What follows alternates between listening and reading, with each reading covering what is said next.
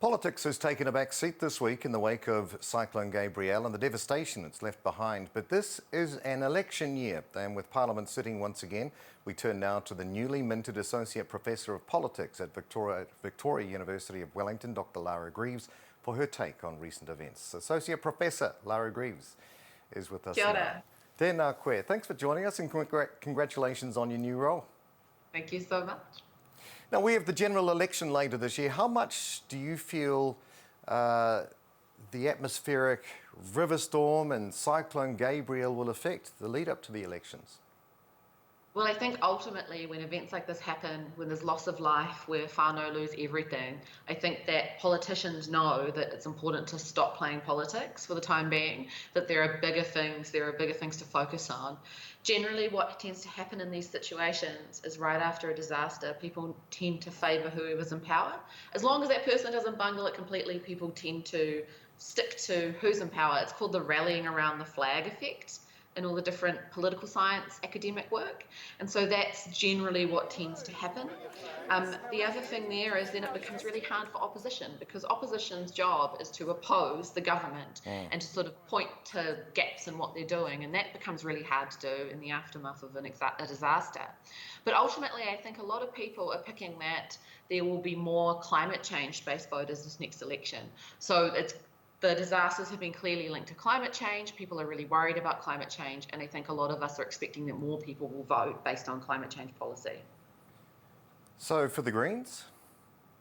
Potentially for the Greens, but of course all of our political parties now acknowledge that climate change is a problem. So that's one of the things that some countries actually don't have that. So all of our political leaders currently in Parliament, they have their own way of tackling the problem, but all of them currently acknowledge that. But we can probably expect both Labour and National to really try to have bigger, broader climate change policies. And whether those are policies that will actually make a difference, that's, questionable, but they'll kind of at least sort of mention them and make a big deal about them going into the election because of events like the cyclone.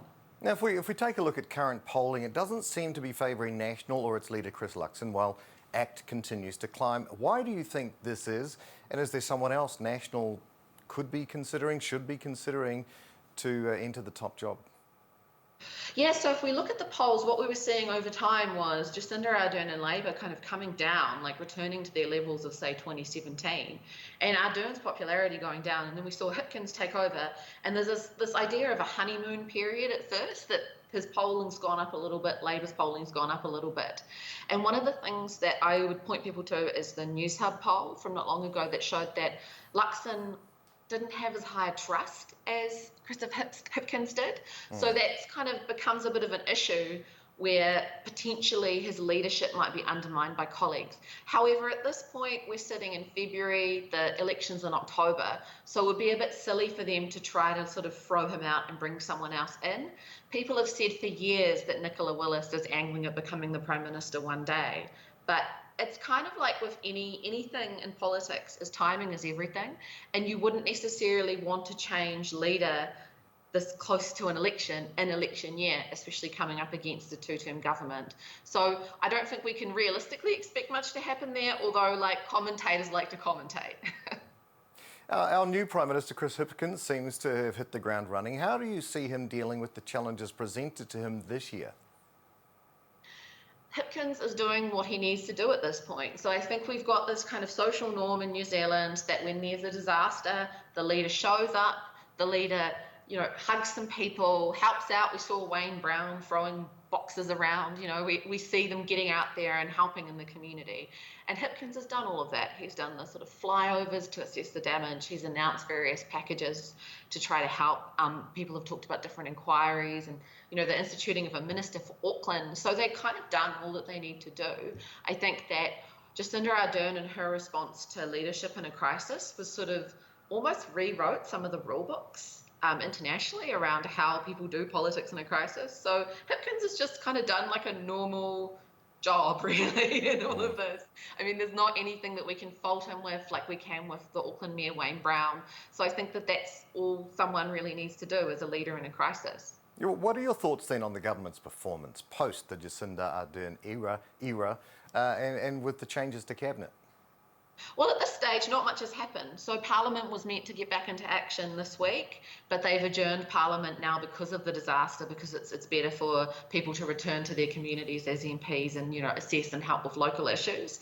So Parliament hasn't kicked off yet. So I think what we're all waiting for is next week. We're waiting to see Chris Luxon's State of the Nation type response type speech, to see what his political ideas and maybe some policies are heading into the election year.